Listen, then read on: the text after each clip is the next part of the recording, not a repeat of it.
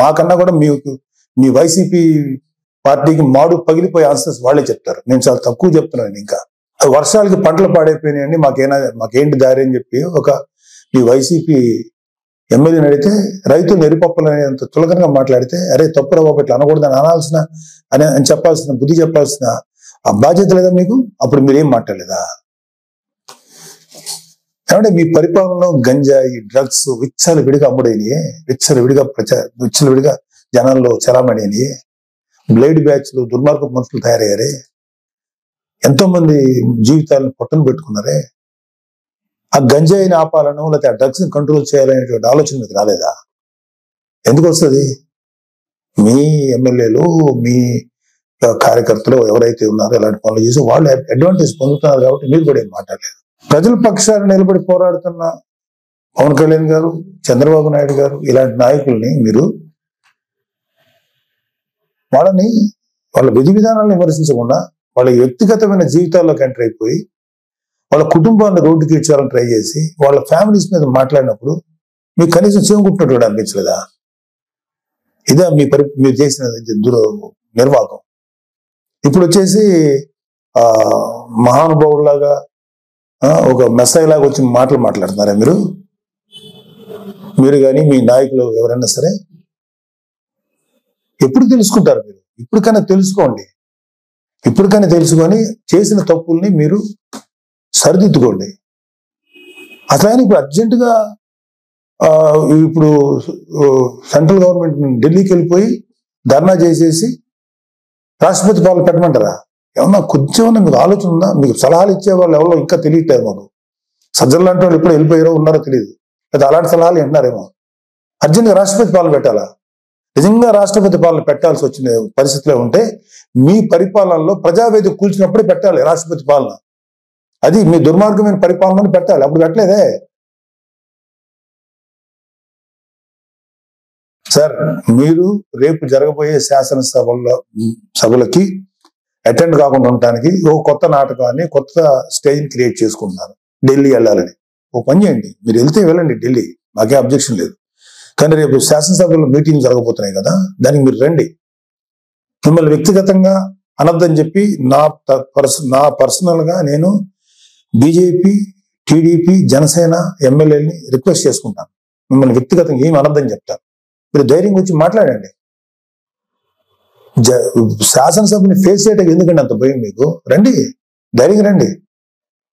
మీకు ప్రతిపక్ష హోదా ఇవ్వకపోయినా ఓ ప్రస్తుతానికి ఉన్న 11 మంది ప్రతిపక్ష ఫీల్ అవుతాం మేమందరం. క్వశ్చన్ చేయండి. కూటమి ప్రభుత్వాన్ని శాసనసభలోనే అడగండి. రోడ్ల మీదకి వచ్చి మాట్లాడితే ఎట్లాగా? ఇలాంటి పెర్ఫార్మెన్స్లు ఎందుకు? అధికారం ఉన్నప్పుడు పెర్ఫార్మెన్సే, అధికారం లేనప్పుడు పెర్ఫార్మెన్సేనా? ఇలాంటి కథలు చేయకండి ప్లీజ్. ఇప్పటికైనా తెలుసుకోండి. మీ మీద మాకు వ్యక్తిగతంగా ఎటువంటి కోపం లేదు, ఎటువంటి ద్వేషం లేదు. ప్రజలకి నష్టం జరుగుతుంది, ప్రజలు మీ వల్ల దారుణంగా నష్టపోతున్నారు. కొన్ని వందల మంది, వేల మంది ప్రజలు ఆత్మహత్యలు చేసి చచ్చిపోయారు మీ యొక్క అకౌంట్ లో. అప్పుడు అది తప్పు అని చెప్పి మేము గట్టిగా ఫైట్ చేసాం. ఇప్పుడు జరిగే ప్రతిదాన్ని మీరు రాజకీయ కోణం నుంచి చూసేస్తారా? ప్రతి చావుని, ప్రతి చిన్న సైజు గొడవలు ఏదైనా సరే మీకు దుర్మార్గమైన ఇదిగా కనపడతాయా? మీకు రాజకీయ కోణంలో కనపడతాయా? ఇంకొక డైమెన్షన్ చూడటం చేత కదా మీకు? చేయండి. నేను ఇప్పటికైనా సరే మీరు గట్టిగా ఫైట్ చేయండి. కూటమిలో కనుక ఏదన్నా తప్పులు జరిగితే తప్పులు నిలదీయండి. అంతేగాని దొంగ మాటలు, దొంగ కబుర్లు, పిచ్చి కబుర్లు చెప్పకండి.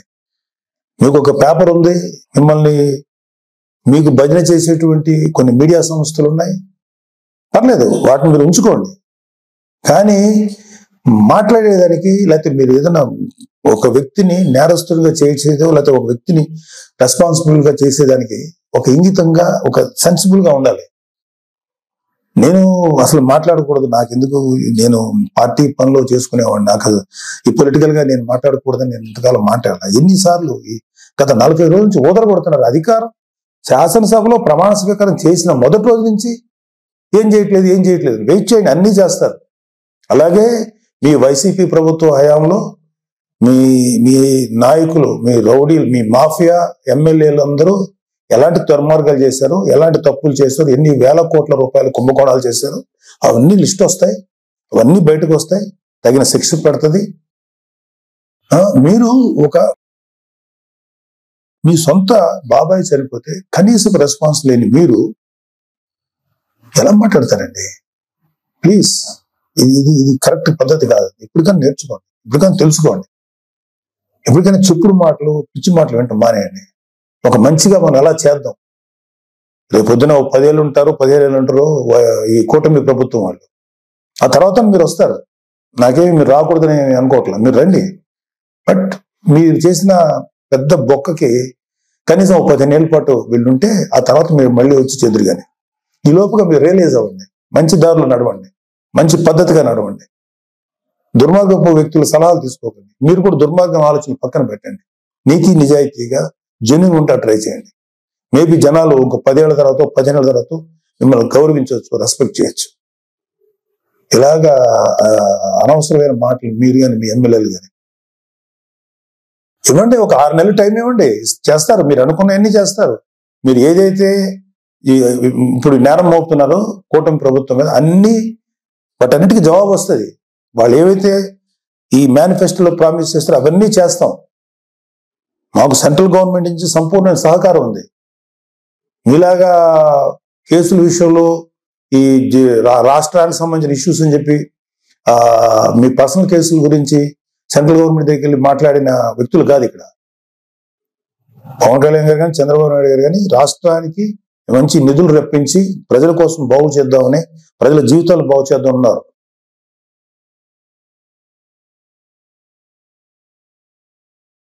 తెలుసుకోండి. ఇప్పటికైనా 10 ఏళ్ళ తర్వాత, 15 ఏళ్ళ తర్వాత మళ్ళీ అవ్వచ్చు. మీరు ఇంకా చాలా వయసు ఉంది.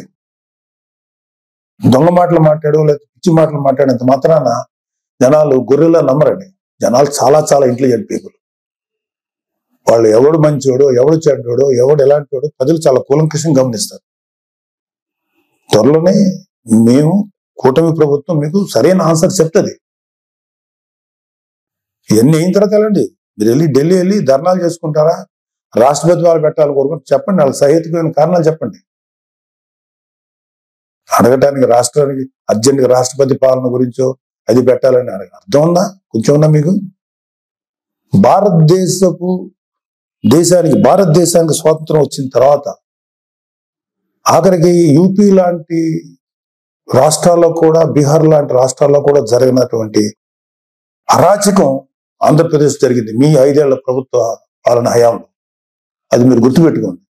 పిల్లి కళ్ళు మూసుకొని పాలు తాగితే ఎవరు చూడలేదు అనుకోకండి, అన్ని చూస్తున్నారు. మీ మీద ఎన్ని రకాల దుర్మార్గాలు చేశారో మీ ప్రభుత్వంలో, మీ హయాంలో అన్నీ ఉన్నాయి. అన్ని బయటకు వస్తాయి, కంగారు పడకండి, అన్నీ వస్తాయి. థ్యాంక్ యూ, నమస్తే.